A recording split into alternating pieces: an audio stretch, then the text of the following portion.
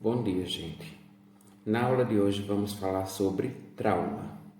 E quando eu falo trauma, é de forma geral, ou seja, o trauma que envolve o crânio e o encéfalo, que é o trauma crânioencefálico, o trauma abdominal e torácico, e também o trauma de extremidades, que é o trauma que acomete braços e pernas, ou também conhecido por trauma músculo-esquelético.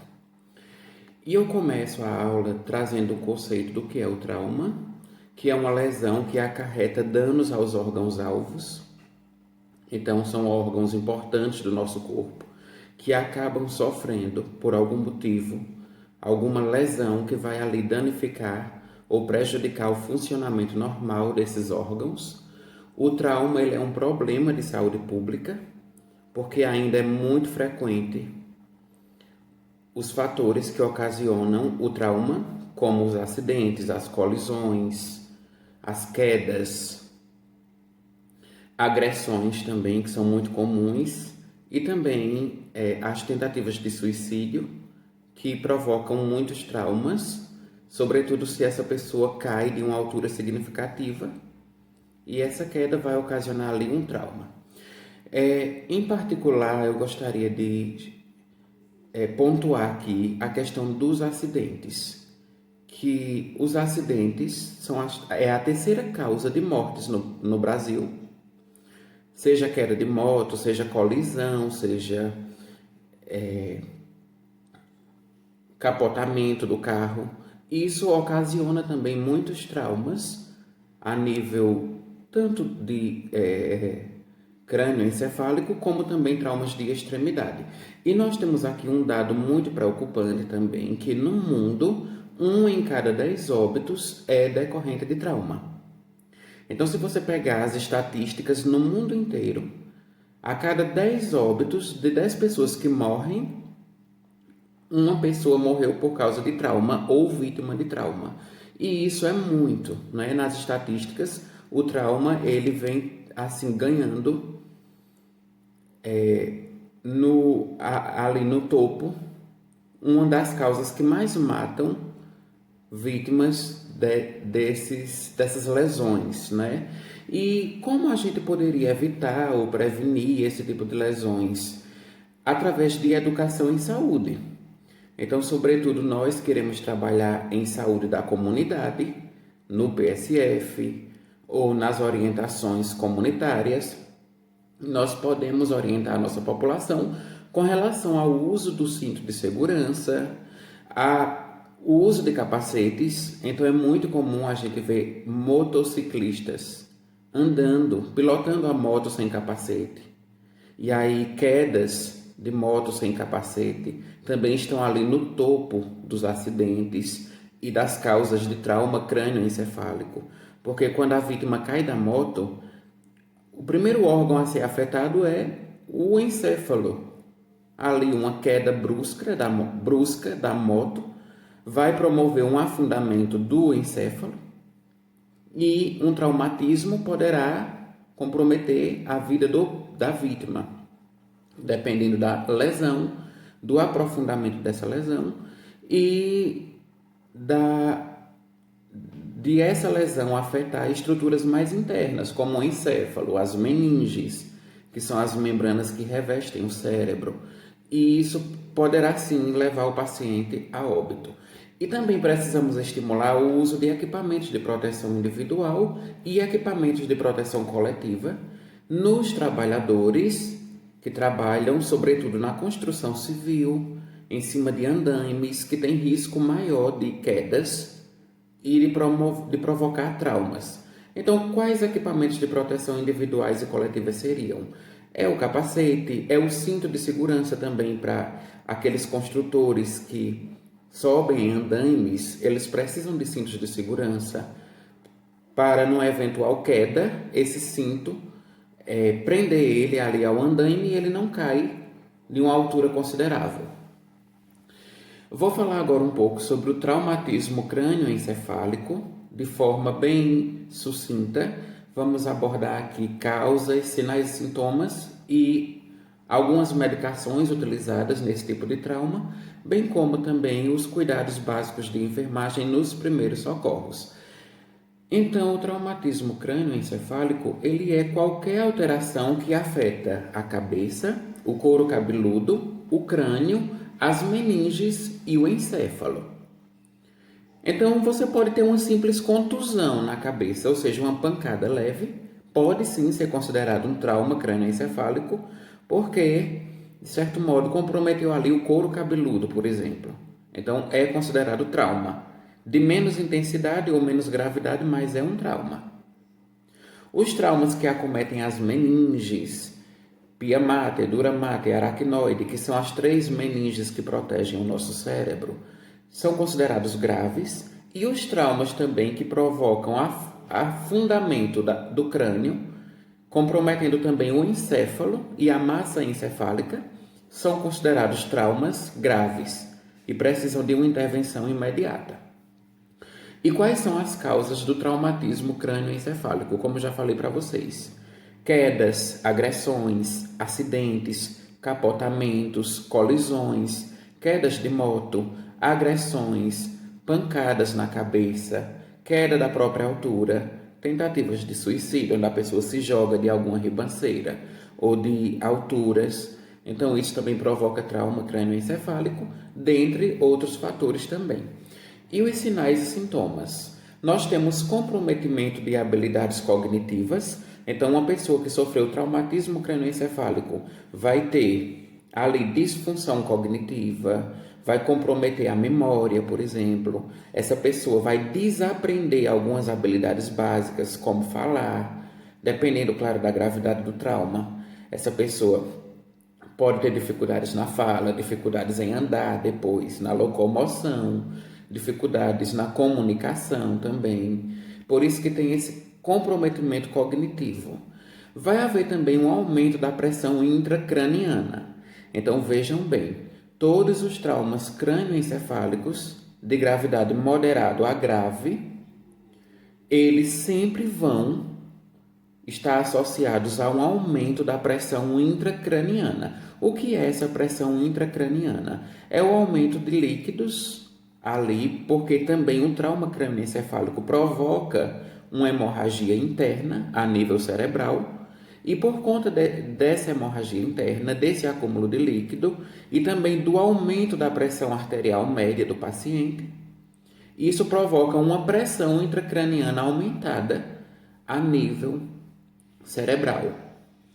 E nós temos também alterações hemodinâmicas, exatamente por causa desse sangramento interno, que o paciente vai ter ali alterações hemodinâmicas, ou seja, alterações na circulação sanguínea cerebral, porque se há ali uma hemorragia interna, logo não vai haver sangue suficiente para irrigar, né, o tecido cerebral do paciente.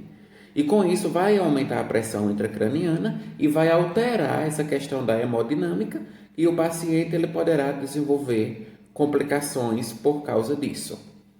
O paciente poderá ter hipovolemia. Eu falei sobre hipovolemia na aula de hemorragias de choque. Então, vocês já sabem o que é hipovolemia, devido a esse extravasamento de sangue. A maioria dos pacientes de traumatismo crânioencefálico vai ter inconsciência.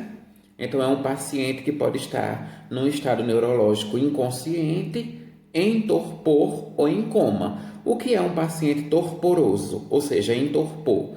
É aquele paciente sonolento, aquele paciente que passa mais tempo desacordado do que acordado. E o paciente em coma é aquele paciente sem resposta alguma, não é? Que está ali inconsciente 24 horas, que não tem resposta verbal, não tem resposta motora e está completamente apagado.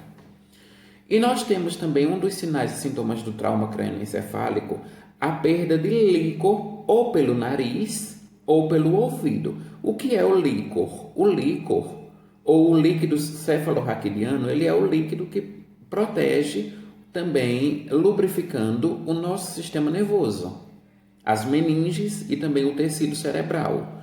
Então, quando há perda de líquido pelo nariz ou pelo ouvido, é um indício muito evidente de que o paciente está com traumatismo crânioencefálico.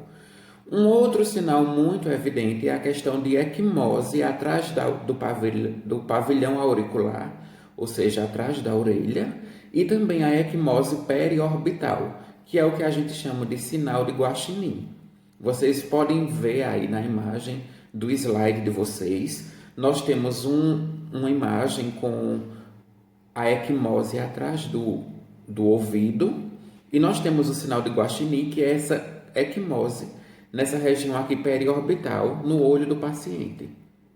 Embaixo, em cima, fica um hematoma arroxeado, que quando se acumula esse hematoma, esse sangue acumulado nessa região periorbital, é um indicativo de que o paciente sofreu um trauma crânioencefálico. E esse trauma também poderá provocar uma isquemia, uma necrose e morte cerebral, porque pela falta da irrigação sanguínea no cérebro, vai haver ali uma necrose e o paciente ele vai entrar em morte encefálica, e com isso, quando se dá a morte encefálica, se dá também o óbito da vítima e do paciente. E aí existem alguns medicamentos que eles são administrados tanto no momento do socorro médico, na hora ali que a vítima sofreu o traumatismo, como também no momento pós-recuperação, né, quando esse paciente já está se recuperando do traumatismo. Eu citei aqui no slide alguns medicamentos que são muito usados no serviço de emergência e também no serviço de internação hospitalar do paciente, como o Monitol, 1 grama por quilo de peso. Ele é um diurético, ou seja, ele é um medicamento que vai estimular o paciente a filtrar mais sangue nos rins e, consequentemente, eliminar mais urina, porque com a eliminação de urina e com a eliminação de líquidos, todo aquele líquido que está sendo retido no cérebro do paciente, ele vai ser, de algum modo, eliminado. Então, essa é a função do diurético, é fazer com que aquela quantidade de sangue ou de líquidos que está sendo acumulada no tecido cerebral seja, de algum modo, eliminado ou excretado. E nós temos alguns medicamentos que vão ajudar o paciente a manter-se sedado, ou seja, manter a sedação medicamentosa do paciente. E nós temos alguns medicamentos que fazem isso, como, por exemplo, modafinila e amantadina, que são sedativos, que vão fazer com que o paciente ele não fique agitado, mas que ele fique sedado ou pelo menos com um relaxamento muscular ali e uma diminuição do nível de consciência. Por que é importante manter o paciente que sofreu traumatismo crânioencefálico sedado? Porque o paciente consciente ele vai ter mais aumento da pressão intracraniana, porque ele vai estar agitado. Que a agitação é um dos sinais e sintomas do traumatismo. Então é por isso que ele tem que ser mantido sedado. Porque se ele não tiver sedado, além de aumentar a pressão intracraniana do paciente, esse paciente também ele vai ter uma dificuldade na perfusão cerebral, ou seja, vai ter ali dificuldade de irrigação sanguínea para o cérebro, caso esse paciente esteja acordado ou agitado. Então é por isso que se administra a amantadina, modafinila e venlafaxina também, que é um terceiro medicamento utilizado como sedativo. E é muito interessante também manter um paciente que sofreu traumatismo crânioencefálico com a pressão um pouco alta, porque a pressão arterial do paciente alta, tipo 15/9, 16/9/10, isso vai ajudar na perfusão cerebral dele e vai prevenir com isso a questão da deficiência de oxigenação do cérebro. Então é por isso que a pressão do paciente tem que se manter um pouco alta também para ajudar nesse mecanismo aí. E nós temos rivastigmina, que é um medicamento que ajuda ao paciente que teve traumatismo crânioencefálico e manteve ali um comportamento alterado, como por exemplo, agitação psicomotora, paciente muito agitado, com movimentos involuntários, tremendo muito, pacientes também com confusão mental, porque é muito comum ocorrer no paciente após o acidente e ele teve traumatismo crânioencefálico, é muito comum ele ter delírios, alucinações, convulsões. Então a rivastigmina ajuda nesse processo também do paciente que teve o traumatismo crânioencefálico. Quais os cuidados de enfermagem e os primeiros socorros para um paciente vítima de traumatismo crânioencefálico? A avaliação primária da situação neurológica do paciente. Então, quando a gente fala em avaliação neurológica do paciente, nós falamos em avaliar a escala de coma de Glasgow, que é um instrumento muito utilizado no serviço de emergência, principalmente pela equipe do SAMU, para verificar o estado do nível de consciência desse paciente. Então, a escala de coma de Glasgow, acredito que muitos de vocês já viram em outras disciplinas, ela é uma tabelinha que tem alguns critérios que a equipe do socorro médico avalia ali no paciente para avaliar o grau de consciência dele. Então, por exemplo, a gente vai avaliar se esse paciente abre os olhos de forma espontânea ou se ele abre os olhos ao comando, quando você chama. Por exemplo, seu José, o senhor está me ouvindo? Seu José, acorde, abra o olho. Então, a gente analisa se ao comando, ou seja, se quando a equipe fala com o paciente, com a vítima, se ele consegue abrir o olho, se esse paciente consegue abrir o olho com algum estímulo doloroso, ou seja, você dá um pequeno beliscãozinho ali nele, ou um toque nele, alguma coisa que ele sinta, né, o seu tato. Então você, ao tocar no paciente, você chama ele, você chama pelo nome, você estimula ele mecanicamente para ver se ele consegue abrir o olho. Mas se mesmo você fazendo todas essas tentativas, ele não consegue abrir o olho, ele não vai ter nenhuma resposta, nem ao comando verbal, nem ao comando doloroso. Então, para cada um desses critériozinhos, você dá uma pontuação diferente. 4 é a pontuação máxima, se esse paciente consegue abrir o olho espontaneamente, sem você chamar, mas ele já consegue.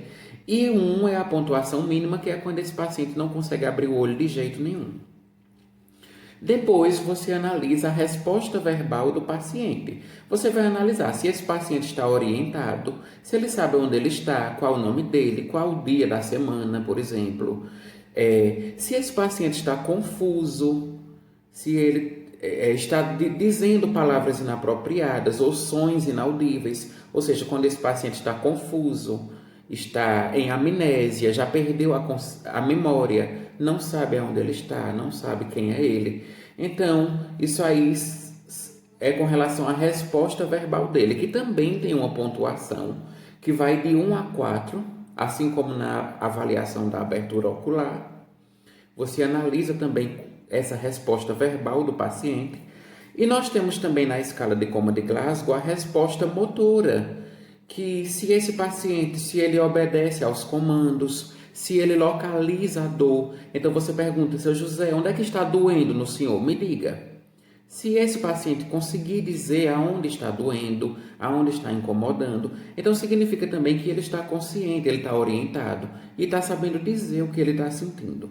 Mas se esse paciente não apresenta nenhuma resposta motora, não consegue fletir os braços, estender os braços, ele não consegue ter movimentos normais, então nós dizemos que não houve nenhuma resposta motora ali com relação ao nível de consciência desse paciente.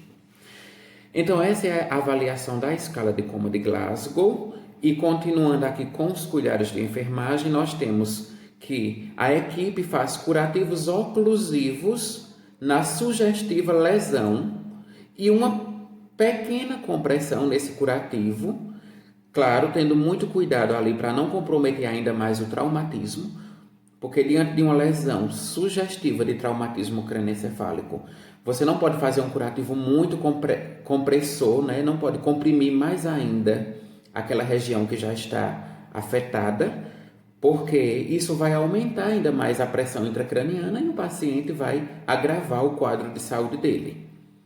Você tem que ter também estabilização manual da coluna. Então, você vai imobilizar esse paciente em uma prancha longa, porque você precisa estabilizar a coluna cervical e a coluna torácica desse paciente, porque normalmente, às vezes, junto com o traumatismo crânioencefálico, você também pode ter um traumatismo raquiomedular na coluna do paciente. Então, você vai ter que imobilizar ele em prancha longa e em alinhamento anatômico. Ou seja, o paciente deitado ali em posição dorsal, decúbito dorsal e imobilizado. Também com o colar cervical é indicativo que pacientes que sofreram traumatismos crânioencefálico use o colar cervical até para promover a estabilidade da cabeça e também da coluna cervical.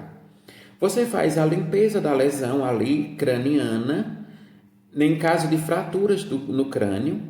Quando ocorre uma fratura em alguns dos ossos do crânio, é muito importante que haja também a estabilização da cabeça e a limpeza dessa lesão. Você faz a imobilização do objeto lesado, por exemplo, se a causa do traumatismo crânioencefálico foi uma faca encravada ali na cabeça do paciente, então você deve promover você deve imobilizar aquele objeto perfurante, fazendo um curativo oclusivo, porque você não vai poder retirar naquele momento o objeto encravado, no caso a faca.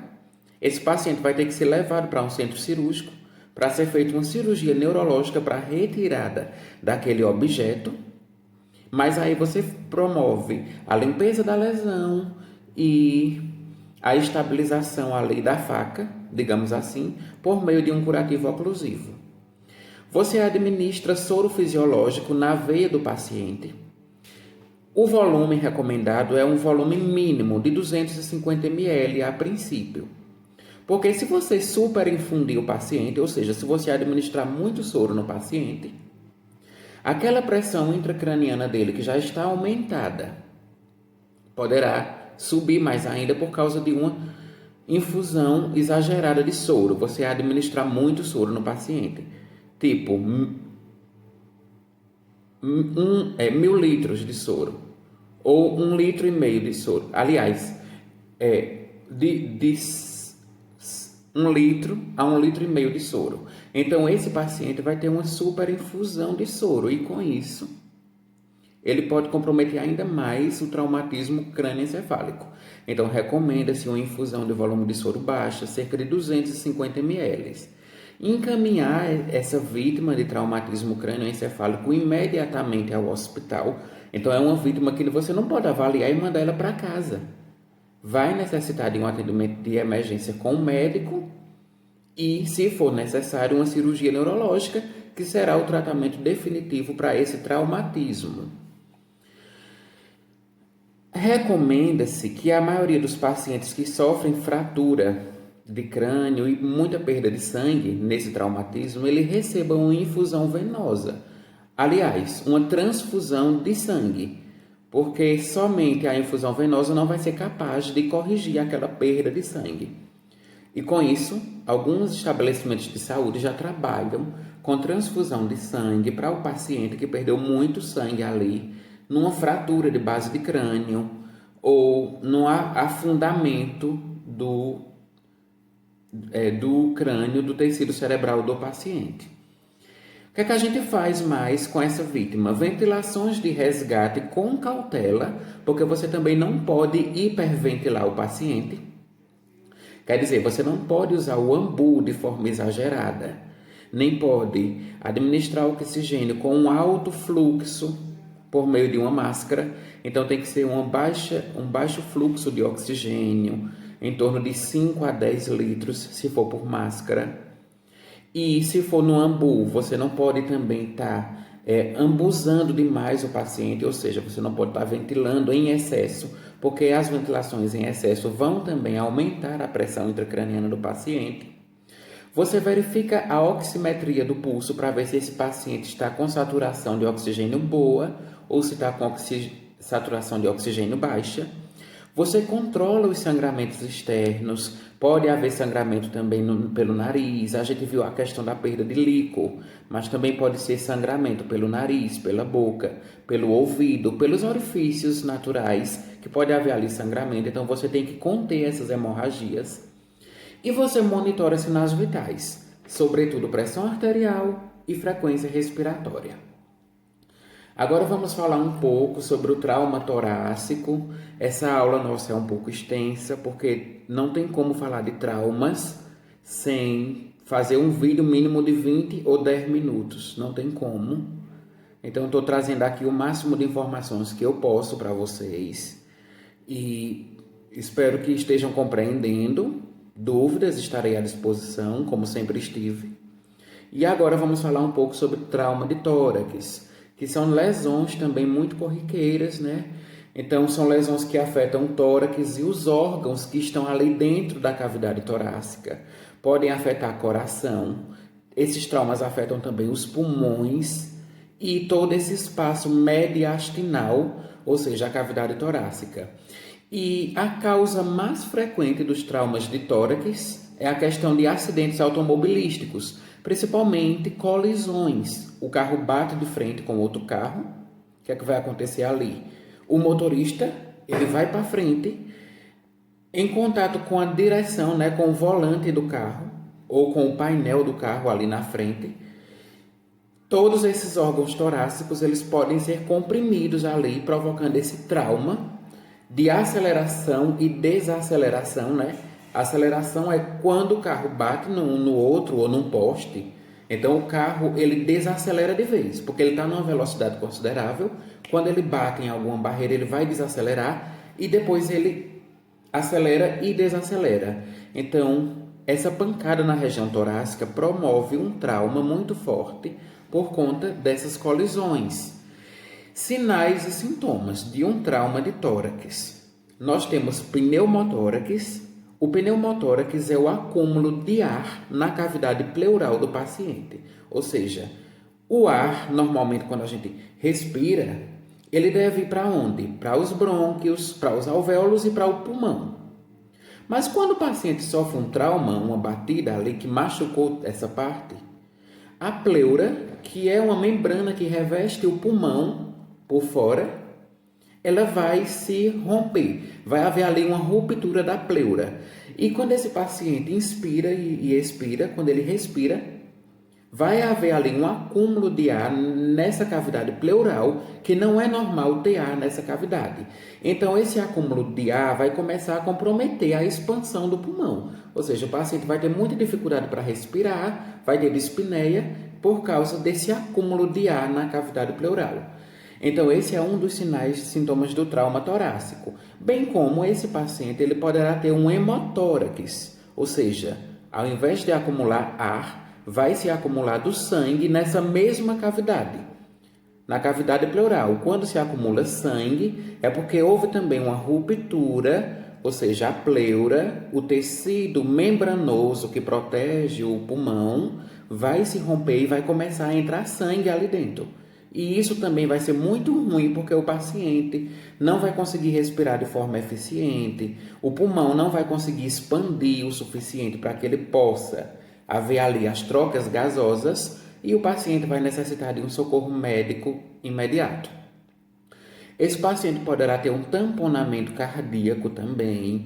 Esse tamponamento é quando há ali também o trauma do coração. Quando na pancada o coração ele fica imprensado entre o osso do externo e a coluna, serve a coluna atrás, a coluna espinhal. Então, quando esse coração imprensa, pode haver ali uma lesão cardíaca. E essa lesão cardíaca vai promover uma hemorragia interna. Isso também é um dos sinais e sintomas do trauma torácico. A fratura de costelas no trauma torácico também é uma coisa muito importante, porque essa fratura pode levar o paciente a óbito. A costela, quando ela tem essa fratura, ela pode transfixar a pleura e o pulmão e vai começar ali a perfurar o pulmão. E ao perfurar o pulmão, o paciente vai ter uma grande lesão, não vai conseguir oxigenar direito, não vai conseguir respirar, vai começar a entrar ar, vai começar a entrar sangue e vai comprometer a vida do paciente. Então, a fratura de costela ela tem que ser corrigida. O paciente tem que ser levado para um centro cirúrgico e fazer essa correção antes que isso gere um agravamento no paciente. Um paciente vítima de trauma torácico vai ter muita dor também nessa região torácica, vai ter hipoxemia, que é a diminuição dos níveis de oxigênio, vai ter cianose nas extremidades, cianose na face, que é aquela coloração arroxeada por causa da dificuldade respiratória. Ele vai ter dispneia, ele vai ter taquicardia, ou seja, os batimentos cardíacos vão começar a bater muito rápido e muito forte. E esse paciente ele vai ter um mecanismo pendular. O que é isso? Devido a essa lesão no pulmão provocada pelo trauma de tórax, um pulmão expande e o outro pulmão relaxa. Porque o que é o correto a ser feito? Os dois pulmões expandir e relaxar de forma simultânea. Quando um pulmão começa a trabalhar de um jeito e o outro pulmão trabalha de outro jeito, aí a gente diz que é um mecanismo pendular. E isso é muito ruim para o paciente. Porque vai dificultar as trocas gasosas no paciente, que poderá desenvolver uma parada respiratória por conta dessa deficiência no pulmão que foi provocada pelo trauma de tórax. E por último, esse paciente vai ter uma hipoventilação, ou seja, as trocas gasosas e a respiração dele ficarão comprometidas. Agora eu vou falar um pouco sobre o tratamento medicamentoso do paciente que sofreu trauma torácico. Então, são analgésicos e opioides e também alguns não opioides importantes. O paciente que sofreu trauma torácico, ele tem muita dor. Então, ele vai precisar de um sulfato de morfina ou tramadol, que é o tramal, que vai estabilizar o paciente, a dor do paciente, e pelo menos para que esse paciente chegue até o centro cirúrgico ou a unidade hospitalar sem sofrer tanto. E temos também codeína, que atua tanto como analgésico, como também como anti-inflamatório. E nós temos a dipirona. Em muitos pacientes de trauma torácico é administrada dipirona endovenosa como forma de combater a dor do paciente também. E é muito importante que sejam administrados também no paciente com trauma de tórax medicamentos anti-hemorrágicos, porque a gente viu que no trauma de tórax tem um risco muito grande de haver ali hemotórax, ou seja, hemorragia interna a nível pulmonar, que poderá comprometer a vida do paciente. Então, alguns medicamentos mais usados nos serviços de emergência, nesses casos de trauma de tórax, para conter as hemorragias internas, são Transamin, que é um anti-hemorrágico muito eficiente, feito por via endovenosa, e tem também a vitamina K, que é administrada também como forma de anti-hemorrágica. E nós temos os cuidados de enfermagem para o paciente vítima cuidados de enfermagem para o paciente vítima de trauma torácico. Nós fazemos a avaliação primária da vítima, então é o famoso XABCDE, né? Onde no X a gente vai avaliar a questão de hemorragias, muito importante avaliar a hemorragia interna no paciente de trauma de tórax. Aí você pode perguntar, mas professor, eu não estou vendo aquele sangramento interno, como é que eu vou saber que o paciente está com hemorragia interna em trauma de tórax? Tem as manifestações clínicas. O paciente ele fica agitado, o paciente ele fica cianosado, a pressão arterial baixa, ele fica hipotenso. E tem todos aqueles sinais e sintomas que eu falei para vocês na aula de hemorragia sobre sangramento interno. E na avaliação primária ainda, a gente verifica a abertura das vias aéreas do paciente. Como ele sofreu trauma de tórax, ele pode ter ali também uma obstrução nas vias aéreas, o que poderá comprometer ainda mais a questão ventilatória dele. Avaliamos o pulso, se ele tem pulso periférico, pulso central, porque se não houver pulso, é porque além do trauma torácico, ele também evoluiu para uma parada cardíaca. E aí a gente vai ter que iniciar as manobras de reanimação cardíaca. E avaliamos também a questão da boa circulação dele, da boa respiração e também o estado neurológico, assim como no trauma crânioencefálico. A gente avalia o estado neurológico aqui no trauma torácico e também, por último, a exposição do paciente para verificar a questão de fraturas, principalmente fraturas nas costelas. Quando o paciente tem uma fratura de costela, a gente percebe essa fratura por meio de um afundamento naquela região que foi fraturada. Então, a costela normalmente ela tem ali uma ruptura do osso.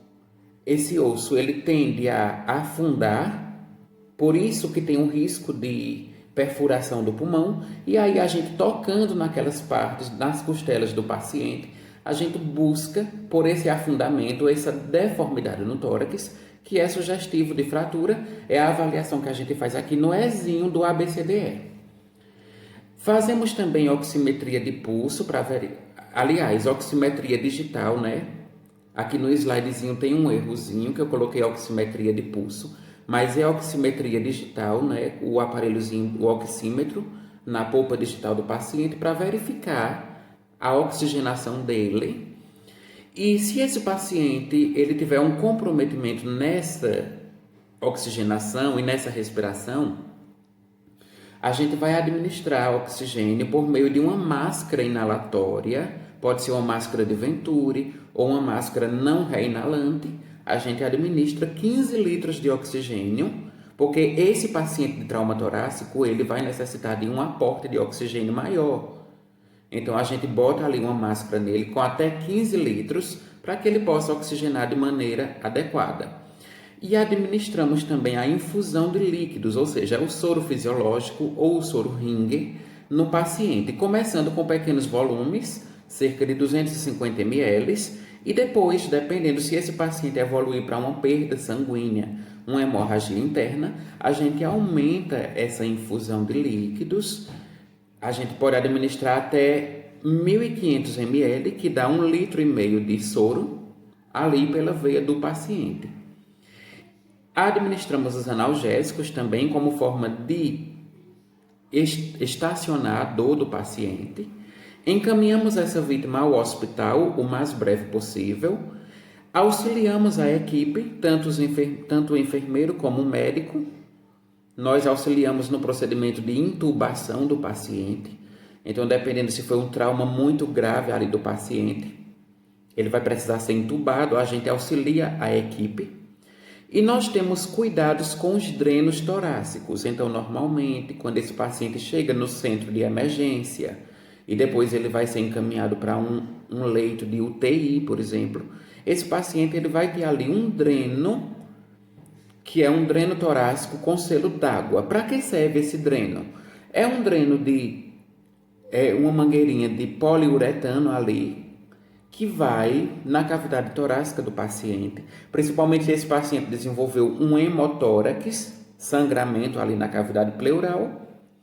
Esse drenozinho, esse tubozinho, ele vai fazer ali o escoamento, ou seja, ele vai drenar a secreção do paciente para um tubozinho.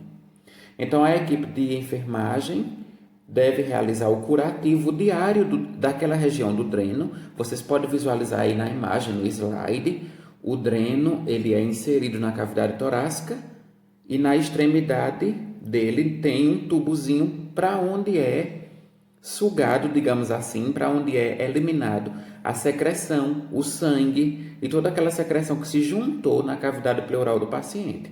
Então, a gente realiza o curativo para manter aquela aberturazinha ali do dreno bem higienizada, prevenindo assim a colonização por bactérias, para não levar infecção ali no tecido pulmonar do paciente por meio daquele dreno.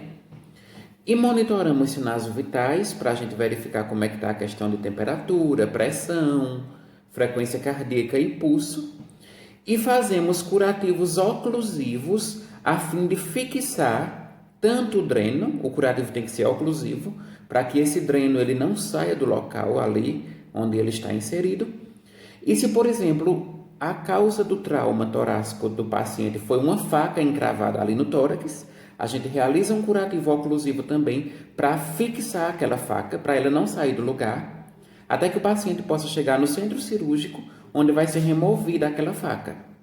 Porque, mais uma vez eu repito, assim como no trauma de crânio encefálico, no trauma torácico, quando é uma faca encravada, uma arma branca, você não pode retirar, porque poderá haver ali lesão de vaso sanguíneo e uma super hemorragia, né? Uma hemorragia de difícil controle.